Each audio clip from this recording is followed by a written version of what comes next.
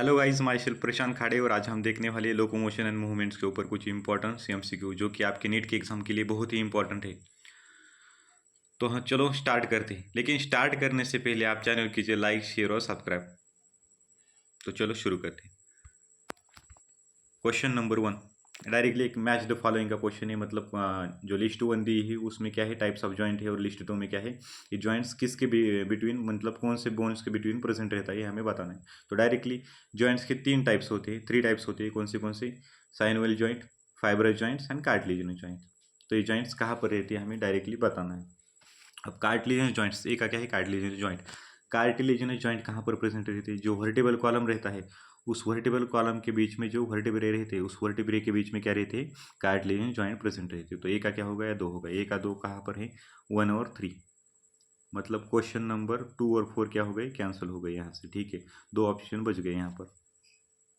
Ball and socket joint कहाँ पर रहता है? मतलब जो हमारा शोल्डर जॉइंट होता है वो क्या रहता है, बॉल एंड सॉकेट जॉइंट। मतलब ह्यूमरस एंड पेक्टोरल गर्डल। तो बी का क्या हो गया 4। बी का 4 कहाँ, दोनों ऑप्शन में दिया है 1 एंड 3 में। फाइबर जॉइंट्स हमारे स्कल के अंदर रहते हैं जो कि सूचर बनाती है। तो सी का क्या हो गया 1, कहाँ पर दिया है, ऑप्शन नंबर 1 में। तो यहीं से हमारा आंसर बन गया,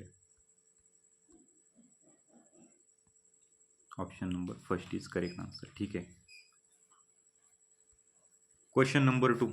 ये क्वेश्चन दिख रहा है बहुत बड़ा, लेकिन बहुत ही सिंपल सा और आसान क्वेश्चन है। तो देखते हैं, which of the following statements are correct regarding skeletal muscle. Skeletal muscle के बारे में क्या करेक्ट दिया है हमें ये बताना है। तो ए देखते हैं, statement A, muscle bundle are held together by collagenous connective tissue layer called fascicles. क्या रहता है, फेसिकल रहता है क्या? नहीं, एनसीईआरटी की डायरेक्ट लाइन है, क्या रहता है, फैसिया रहता है। क्या रहता है, फैसिया। तो ये क्या हो गया, गलत हो गया। Sarcoplasmic reticulum of muscle fibres store house of calcium ion, सही है। जो सार्कोप्लाज्मिक रेटिकुलम रहता है स्केलेटल मसल में, क्या करता है, कैल्शियम आयन को स्टोर करता है। इसके कारण ये क्या है, सही है। फिर देखते हैं C, striated appearance of skeletal muscle fibres is due to distribution of pattern of actin and myosin filament. मतलब जो स्केलेटल मसल का स्ट्राइटेड अपीयरेंस रहता है इसके किसके कारण रहता है, distribution of pattern of actin and myosin filament. तो ये भी क्या है, सही है। लास्ट का देखते हैं, डी नंबर का, M line is consider as functional unit of contraction called sarcomere. ये सही है क्या, गलत है। जो हमारा सार्कोमियर क्या रहता है, फंक्शनल यूनिट रहता है, लेकिन ये किसके बीच का पोर्शन रहता है, 2 सक्सेसिव जेड लाइन के बीच का पोर्शन रहता है। तो ये भी क्या हो गया, गलत हो गया। तो इसके कारण इसका सही आंसर क्या है, बी एंड सी ओनली। कहाँ पर दिया हुआ है, option number 1, B and C only. एकदम आसान क्वेश्चन था, दिख रहा है बड़ा। Question number 3, which of the following correct match for disease and symptoms. हमें कुछ नीचे डिसीज दिए हुए उसके हमें सिम्टम्स मतलब करेक्ट दिए हुए या नहीं है हमें बताना है। तो क्या बताना है हमें, पहले तो करेक्ट बताना है। करेक्ट, तो करेक्ट वैसा अंडरलाइन करने का और फिर सॉल्व करने का। Muscular dystrophy, autoimmune disorder causing progressive degeneration of skeletal muscle. Option number 2, arthritis यानी क्या होता है, inflammation of joint. Question number 3, option number 3, tetany, high calcium level causing rapid spasm of muscles. और option number 4, myasthenia gravis genetic disorder results in weakening and paralysis of skeletal muscle. तो इसमें हमें बताना है। तो देखते हैं एक ऑप्शन। जो मस्कुलर डिस्ट्रोफाई रहती है, तो आप पहले याद कर लो, मस्कुलर डिस्ट्रोफाई क्या रहती है, एक जेनेटिक डिसऑर्डर रहती है, ऑटोइम्यून डिसऑर्डर नहीं रहती। तो इसके कारण ये क्या हो गया, गलत हो गया। अब आर्थराइटिस, आर्थराइटिस यानी क्या, इन्फ्लेमेशन ऑफ जॉइंट। तो ये क्या है, सही है। टिटेनी में क्या होता है, जो हमारी बॉडी फ्लूइड लेता है यानी ब्लड, अंदर क्या, ब्लड के अंदर कैल्शियम लेवल कम हो जाती है, इसके कारण क्या हो जाती है, मसल का रैपिड पाजम हो जाता है। तो यहाँ पर क्या दिए, हाई कैल्शियम दिया है। तो ये भी क्या हो गया, गलत, लो कैल्शियम होना चाहिए टिटेनी के लिए। माइस्थेनिया ग्रेविस, माइस्थेनिया ग्रेविस एक ऑटोइम्यून डिसऑर्डर, यहाँ पर उन्होंने क्या दिया है, जेनेटिक डिसऑर्डर। तो ये भी क्या हो गया, गलत हो गया। मतलब first option and fourth option ये क्या कर दिए, इन्होंने एक्सचेंज कर दिए बस। तो ये हमारा सही ऑप्शन क्या है, arthritis, inflammation of joint, option number 2। ठीक है, अब देखते हैं question number 4, stimulation of muscle fibre by motor neuron occur at. जो हमारी मसल रहती है, मसल फाइबर, उसको कौन कनेक्ट करता है, एक मोटर न्यूरॉन कनेक्ट करता है। तो ये मोटर न्यूरॉन एक मसल फाइबर को कहाँ पर स्टिमुलेट करता है, हमें लोकेशन बताना है। तो एकदम सिंपल क्वेश्चन है। तो एक जंक्शन बनाता है मसल फाइबर और मोटर न्यूरॉन, तो उस जंक्शन को हम बोलते हैं न्यूरोमस्कुलर जंक्शन। वहाँ पर क्या करते हैं, स्टिमुलेट करते हैं मसल फाइबर को। ठीक है, क्वेश्चन नंबर 5 देखते हैं। Chronic autoimmune disorder affecting neuromuscular junction leading to the fatigue weakening and paralysis of skeletal muscle is called as. तो एकदम आसान क्वेश्चन है, मैंने क्वेश्चन नंबर 2 में ही आपको बताए। ऑटोइम्यून डिसऑर्डर कौन सा रहता है, आपको सिंपल याद करना है कि जो कि न्यूरोमस्कुलर जंक्शन को अफेक्ट करता है। अगर न्यूरोमस्कुलर जंक्शन अफेक्ट हो गया तो क्या होगा, मोटर न्यूरॉन से मसल के अंदर इंपल्स ही नहीं जाएगी और इसके कारण क्या होगी, मसल क्या हो जाएगी, फटीग हो जाएगी, वीकनेस हो जाएगी और उस मसल का क्या हो जाएगा, पैरालिसिस हो जाएगा। तो ये कौन सा डिसीज है ऑटोइम्यून डिसऑर्डर, तो ये है माइस्थेनिया ग्रेविस। तो ऑप्शन नंबर 2 बन जाएगा हमारा। क्वेश्चन नंबर 6, यहाँ पर फिर से हमें लिस्ट 1 लिस्ट 2 के साथ हमें क्या करनी है, मैच करनी है। तो फ्लोटिंग रिप्स या कौन से होते हैं, 11th और 12th नंबर के जो रहते हैं वो क्या रहते हैं, फ्लोटिंग रहते हैं। और वो क्या रहते हैं, पीछे तो कनेक्ट रहते हैं वर्टिबल कॉलम से, लेकिन आगे स्टेरनम को ये कनेक्ट नहीं रहते। तो ये क्या, तो ए का क्या हो जाएगा, for do not connect with the sternum. तो ए का फोर कहाँ पर दिया हुआ है, ओनली ऑप्शन 3 में दिया हुआ है, ओनली ऑप्शन 3 में। तो यही यहाँ से सही हो जाएगा। लेकिन हम आगे भी देखते हैं, एक्रोमियन जो प्रोसेस रहती है ये क्या कहाँ पर प्रेजेंट रहती है, इस स्कैपुला के ऊपर प्रेजेंट रहती है, जहाँ पर क्या क्लेविकल अटैच होता है। तो बी का क्या हो जाएगा, 3 सही है। स्कैपुला क्या फ्लैट ट्रायंगुलर बोन रहता है जो कि हमारे डोर्सल साइड में प्रेजेंट रहता है, और ये कहाँ पर रहता है, सेकंड टू सेवेंथ रिब के अंदर प्रेजेंट रहता है। तो सी का क्या हो जाएगा, 1 हो जाएगा।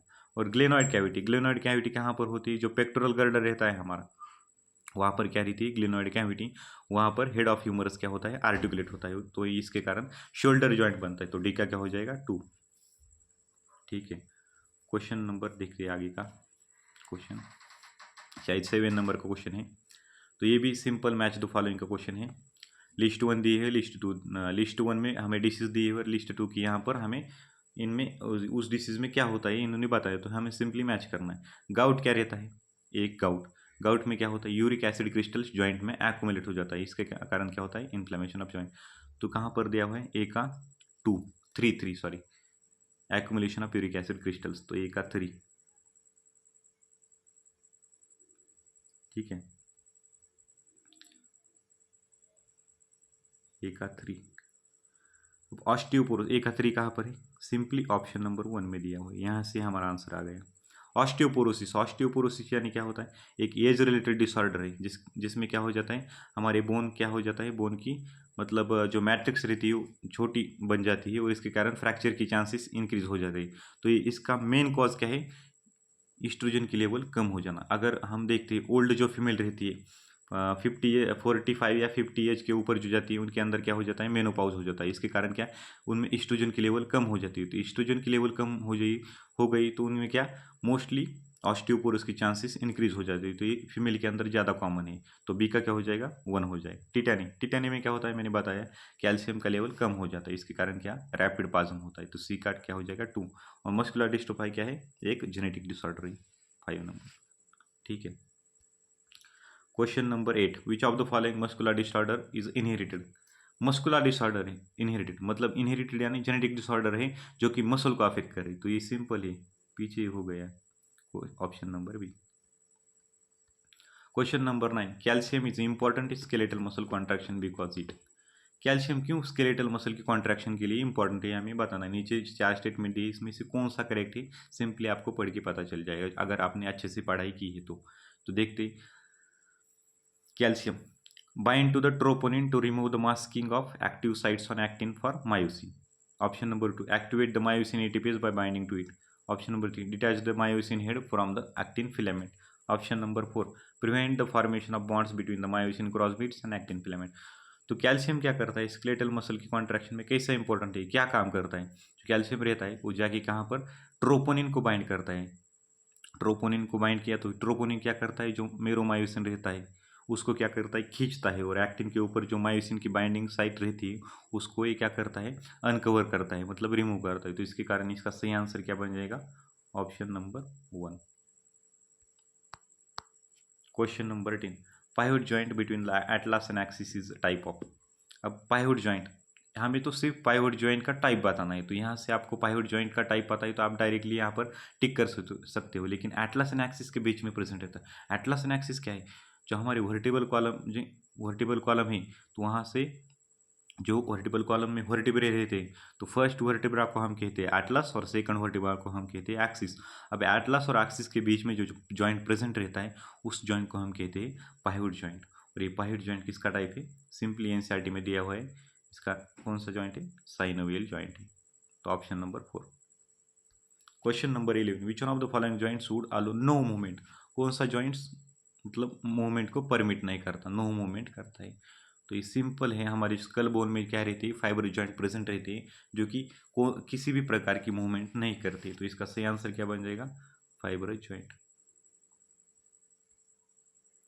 क्वेश्चन नंबर 12, ऑस्टियोपोरोसिस मैंने बताया। ऑस्टियोपोरोसिस यानी age related disease of skeletal system में ऑकर ड्यू टू, अभी किसके कारण होती है? सिंपल क्वेश्चन है, मैंने पहले बताया फीमेल के अंदर कॉमन रहती है 45 टू 50 एज के ऊपर, क्योंकि उनके अंदर मेनोपॉज हो जाता है और मेनोपॉज के बाद क्या हो जाता है? ईस्ट्रोजन की लेवल कम हो जाती है। तो मेन क्या कॉज क्या है? ईस्ट्रोजन। तो इसका सही आंसर क्या बन जाएगा? Decrease level of oestrogen. नीचे आप देख सकते हो कोई भी ऑप्शन सही नहीं है, ठीक है। Question number 3, name the ion responsible for unmasking of active sites for myosin for cross bridge activity during muscular contraction. Option A sodium, option 2 potassium, option 3 calcium, option 4 magnesium. तो ये क्वेश्चन रिपीट हो गया है, पहले हमें question में वो ion दिया था और अभी हमें आयन कौन सा है बताना है। तो ये क्या कह रहे हैं? कौन सा आयन है जो कि क्या करता है? मतलब एक्टिन के ऊपर क्या रहती है? मायोसिन की साइट रहती है, उसे अनकवर करने के लिए हेल्प करता है। और हेल्प मतलब अनकवर होने के बाद एक्टिन और मायोसिन के बीच एक क्रॉस ब्रिज बनती है। तो ये कौन सा आयन है जो कि एक्टिन को अनकवर करता है, अनमास्क करता है? तो सिंपल है, कौन सा है आयन? कैल्शियम आयन है, ठीक है, calcium ion. Option number 3। Question number 14, lack of relaxation between successive stimuli and sustained muscle contraction is known as. मतलब ये बहुत ही आसान क्वेश्चन, यहाँ पर इन्होंने क्या कहा है? Lack of relaxation between successive stimuli and sustained muscle contraction. मतलब मसल क्या बार बार स्टिमुलेट हो रही है और उसके जो स्टिमुलेट हो रही है तो उसके कारण क्या हो रहा है? सस्टेन्ड मसल कॉन्ट्रैक्शन हो रहा है। मतलब रिलैक्सेशन का फेज यहाँ पर रिड्यूस हो गया, मसल रिलैक्स ही नहीं हो रही। तो इसका सही आंसर क्या बन जाएगा? तो ये कंडीशन किस में होती है? टिटैनी में होती है, tetanus. Question number 15, sliding filament theory can be best explained as. जो स्लाइडिंग फिलामेंट थ्योरी है क्या बताती है हमें? जो हमारे एक्टिन और मायोसिन फिलामेंट रहती है, मतलब सार्कोमेयर क्या रहता है? Functional unit of contraction. उसके अंदर क्या रहती है?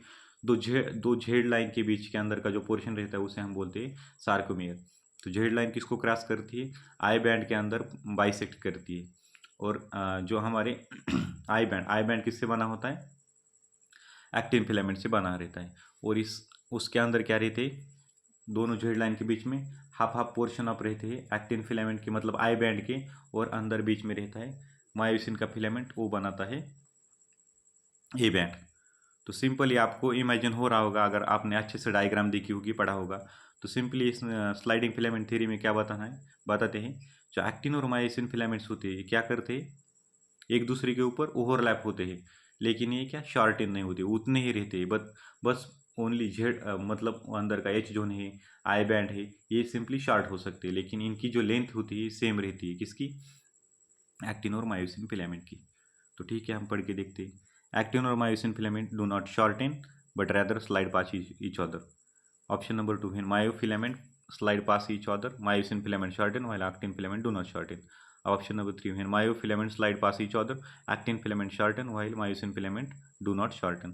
ऑप्शन नंबर 4 एक्टिन और myosin filament shorten slide past each other. तो यहाँ से मैंने आपको क्या बताया था? एक्टिन और मायोसिन फिलामेंट कभी शॉर्टेन नहीं रहते, उनकी लेंथ उतनी ही रहती है, बस अंदर की जो एच जोन रहता है, आई बैंड रहता है, उनकी लेंथ क्या हो जाती है? शॉर्टेन हो जाती है। तो इसके कारण देखते हैं ऑप्शन नंबर ए में क्या दिया हुआ है उन्होंने। ऑप्शन नंबर ए में उन्होंने दिया हुआ है actin and myosin filament do not shorten but rather slide past each other. तो इसके कारण इसका सही आंसर क्या बन जाएगा? Option number A. आपको क्वेश्चन डिफिकल्ट लग सकता है लेकिन बहुत आसान क्वेश्चन है, और ये क्वेश्चन मतलब बहुत बार आया हुआ है और आने के भी चांसेस बनते हैं इसके। तो ठीक है, तो हम मिलते हैं नेक्स्ट वीडियो में ऐसे कुछ अमेजिंग इंपॉर्टेंट क्वेश्चन के साथ। तब तक के लिए